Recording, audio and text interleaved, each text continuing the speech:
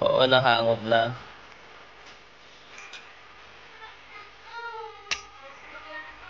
Oo, sana nga.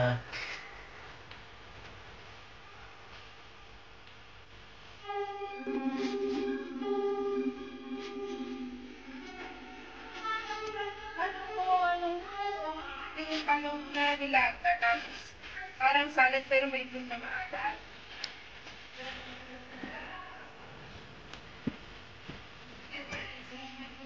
Hmm.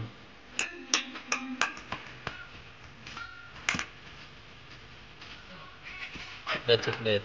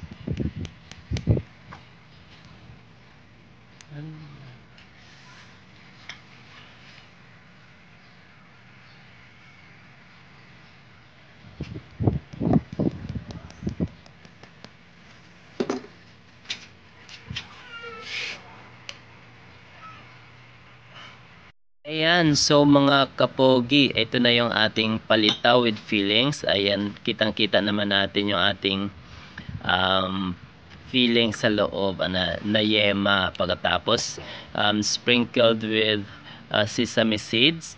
At syempre, hindi mawawala ang ating cheese.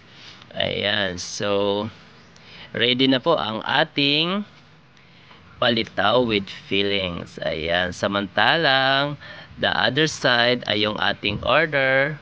On the way na po sa inyo pong tahanan. Ayan. So, enjoy natin itong ating palitaw with feelings na ito. Ayan. So, mayroon na po tayong panibagong idea, panibagong twist para po sa ating palitaw. Hindi na lang po siya ordinaryong palitaw na malagkit na pinalutang. Ayan. Ito po ay meron na pong feelings. Ayan. Pwede na po natin yung lagyan kahit nung ubi halaya.